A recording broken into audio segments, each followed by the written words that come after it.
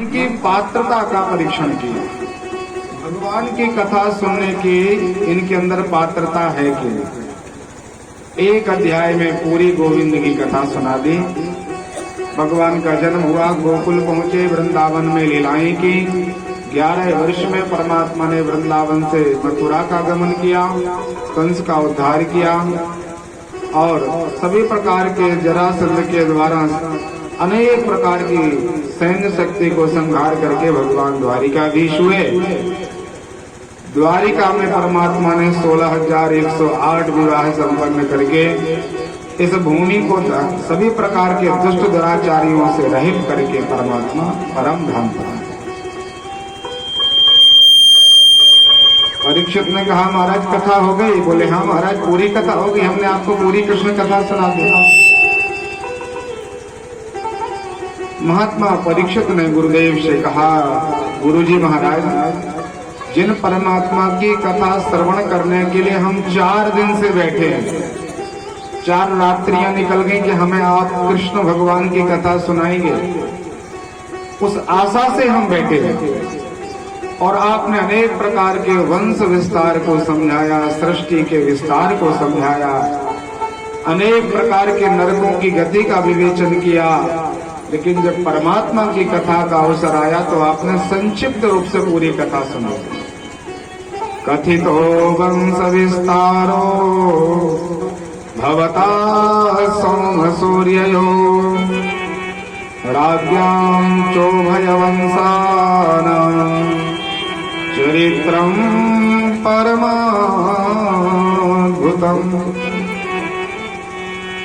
परम अद्भुत परमात्मा के जो चरित्र हैं उनके लिए महाराज आपने हमें सुनाया नहीं, सोम वंश और सूर्य वंश का लंबा विस्तार कर दिया। भगवान सुखदेव स्वामी ने कहा, राजन 4 दिन से तुम बैठा है, थोड़ा सा जल पान कर लो, कुछ भोजन करना हो तो वो कर लो, कुछ फलाहार हो जाए, कुछ तो करो। महात्मा परीक्षित ने कहा, गुरुदेव, जब मुझे एक बार प्यास लगी थी तो मैंने शमीक भगवान का अपराध कर दिया था, उनके गले में सर्प डाल दिया था। अब हमारी भूख और प्यास समाप्त हो गई है। यदि हमारे जीवन में भूख और प्यास है महाराज, तो वो केवल परमात्मा की कथा श्रवण करने की। श्रोतांजलि कर्ण स्पर्शः, बोले मैंने कानों को मुंह बनाया है, इन कानों को अंजलि बना करके महाराज हम परमात्मा की कथा के प्यासे हैं, आप हमें परमात्मा की कथा सुनाइए। सुखदेव स्वामी ने कहा, राजन, जब तक हमारा परमात्मा से कोई संबंध न जुड़ जाए तब तक प्रेम नहीं भगवान के प्रति होता। कुछ ना कुछ हमारा भगवान से संबंध होना चाहिए। संबंध की बड़ी महिमा है। लोकाचार में भी जहाँ पर हम रहते हैं, संसार में भी हमारे जब संबंध किसी से जुड़ जाते हैं तब इसलिए अंतरंगता बढ़ जाती है, अपने आप प्रेम बढ़ जाता है। तो आप ये बताओ, परमात्मा से तेरे कौन से संबंध हैं? भगवान क्या लगते हैं तुम्हारे? संबंध बनाना चाहिए हमें। बिना संबंध के हम भक्ति नहीं परमात्मा की कर सकते। किष्किंधा कांड में आप लोगों ने कथा सुनी होगी, पंपापुर सरोवर के पास प्रथम भेंट जब हनुमान जी महाराज जी की राम जी सरकार से हो रही है, तो हनुमान जी ने विप्र रूप धरी, ब्राह्मण का वेश बनाया और परमात्मा के चरणों में प्रणाम किया। कहा, महाराज जी कौन हो कि तुम अकल भुवन पते, कौन हो महाराज जी? इस संसार में आप विचरण क्यों कर रहे हो? तो भगवान ने बिल्कुल सीधा सीधा सा अपना परिचय दिया कि हम दशरथ के बेटा हैं, राम लक्ष्मण हमारा नाम है, संग नारी सुकुमारी सुहावा, एक स्त्री हमारे साथ थी, लेकिन ताई हरि निश्चर वैदेही, किसी दुष्टों ने और हमारी वैदेही का हरण कर लिया।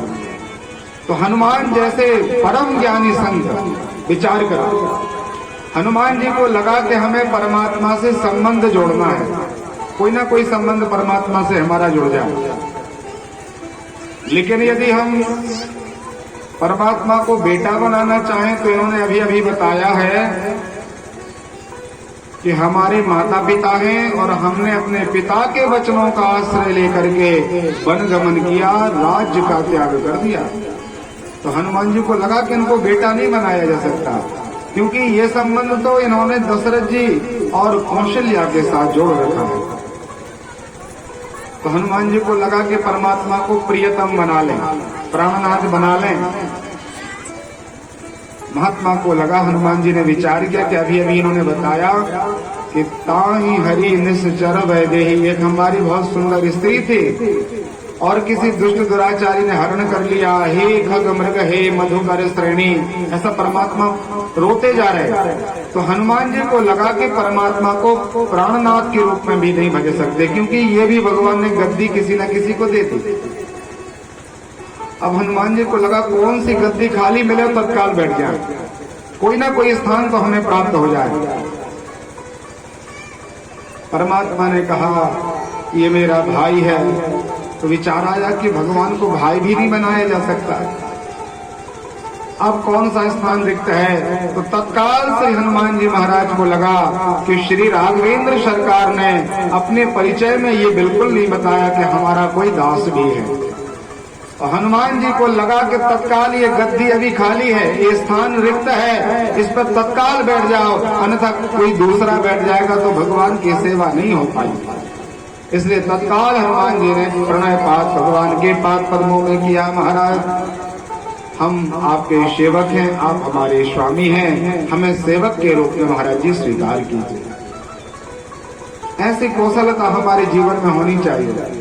रोड पे 500 रुपए डले मिल जाए तो व्यक्ति इधर उधर नहीं देखता, तत्काल पकड़ के महाराज, समय नहीं लगता, किसी को कहना नहीं पड़ता कि ये सब क्या है। जैसे हम संसार के धन को इकट्ठे करने में कोई समय खर्च नहीं करते हो, तत्काल उसको कमाने का भाव रखते हैं। इसी तरह संतों का नियम है, संतों की महिमा है कि वो भगवान को प्राप्त करने में समय नहीं लगाते, व्यर्थ का समय खर्च नहीं करते। हनुमान जी ने जो देखा कि राम जी सरकार का कोई भक्त नहीं, तत्काल चरणों में लौट गए। महाराज भगवान कृपा कीजिए, हमें दास भाव को स्वीकार करके मुझे आपके चरणों की सेविका प्रदान करें। भगवान ने विचार किया, ठीक है माता पिता हैं हमारे, हमारा भाई है, हमारी स्त्री है, लेकिन अभी तक कोई हमारा दास नहीं था, इसलिए ठीक है तुम दास बन सकते हो। आगे चल करके सुग्रीव जी ने भगवान से प्रार्थना की कि अंगद के लिए महाराज अपने चरणों का सेवक बना लो। तो राम जी सरकार ने कहा था वो गद्दी भर चुकी है, हनुमान जी को वो स्थान दे दिया, मेरा दास अब हनुमान हो गया, इसलिए अब हम अन्य किसी को स्वीकार नहीं कर सकते। और आप चाहें तो अंगद को लक्ष्मण जी की सेविका प्राप्त हो सकती है, आप लक्ष्मण जी के दास बना दिए। अंगद को फिर लक्ष्मण जी का दास बनाया गया। इसलिए बड़ी शांति और बड़ी निपुणता के साथ हमारा संबंध परमात्मा से होना चाहिए। परीक्षित से पूछा, राजन क्या लगते हैं भगवान तुम्हारे? जैसे दशरथ जी के भगवान बेटा हैं, जैसे यशोदा जी के परमात्मा लाला हैं, हनुमान जी के स्वामी हैं, भगवान शंकर के ईश्वर हैं, आपके क्या संबंध है परमात्मा से? तब भगवान परीक्षित ने सुखदेव स्वामी से कहा, गुरुदेव महाराज दिव्रतस्यैरुपगीयमानो भवौ सदाक्षोत्र मनोभिराम काउत्तम श्लोको न गुणानुवादा पुमान परज्ञान पशो।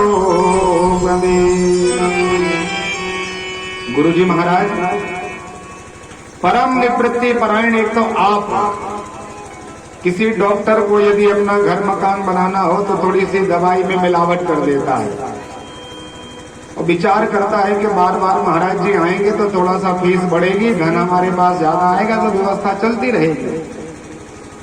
लेकिन भगवान आप जैसे संत परम निवृत्ति परायण, जिनके शरीर में एक अंगुल की कोपीन भी नहीं है, जो दिगंबर हैं, ऐसे परम संत की भागवत रूपी दवाई में कोई मिलावट नहीं हो सकती। महाराज ऐसा कौन पशुघाती होगा, ऐसा कौन आत्महत्यारा होगा जो आपके मुख से भागवत की कथा न सुने? इसलिए महाराज एक तो सबसे बड़ी बात यही है कि आप कथा सुना रहे हो, इसलिए हम कथा सुन रहे हो। रही बात आपने पूछा कि परमात्मा से क्या संबंध है, तो भगवान सुखदेव स्वामी के सामने परीक्षित ने कहा, गुरुजी महाराज पितामहम में समरे मरंजय, पितामहम में समरे मरंजय देवा व्रताधा सततोर्त पिंगलये दुरत्ययं कौरवसैन्यसागरं कृपातरन्वात्सपदं स्मपल्वा। गुरु जी महाराज, जब हमारे पिता पूर्वजों के सामने बहुत बड़ा महाभारत रूपी समुद्र प्रकट हो गया और समुद्र में अनेक प्रकार के मत्स्य, बड़े बड़े मगर रहते हैं, कई योजन के मगर रहते, लिखा है 100 योजन के मगर होते हैं, 1,000 किलोमीटर के। बोले इतने बड़े बड़े मगर उस महाभारत रूपी समुद्र में डले हैं। महात्मा भीष्म, आचार्य द्रोण, कृपाचार्य, कर्ण जैसे बड़े बड़े मत्स्यराज उस महाभारत में थे। तो हमारे पूर्वजों के अंदर वो साहस नहीं था कि वो उन बड़े बड़े मगरों को पार करके महाभारत को जीत लें। लेकिन भगवान उन्हीं परमात्मा की कृपा दृष्टि से, उन भगवान द्वारिकाधीश की कृपा दृष्टि के कारण ही हमारे पूर्वजों ने उस महाभारत रूपी समुद्र को ऐसे पार कर लिया जैसे कोई गाय के बछड़े के पैर के गड्ढे को पार कर ले। कितनी सुंदर उपमा थी। गाय का बछड़ा छोटा होता है और बछड़े का पैर खुर बहुत छोटा, और उसके खुर से जो गड्ढा बने, बोले उसको जैसे व्यक्ति पार कर लेते हैं, ऐसे ही उन परमात्मा की कृपा से हमारे पूर्वजों ने महाभारत रूपी समुद्र को पार कर लिया। इसलिए हमारा परमात्मा से उनसे संबंध है। द्रोणस्य विपुलष्टमिदं मदंगम संतान बीजम कुरु पांडवानां जुगोप कुक्षौ गतयात चक्रो मातुश्च मेया शरणं गतायाः। गुरुजी महाराज, भगवान हमारे सगे जुड़वा भाई हैं। परीक्षित ने जब ये कहा तो सुखदेव जी ने विचार किया, ऐसी कथा तो मैंने कहीं नहीं सुनी कि भगवान जुड़वा भाई हो परीक्षित के।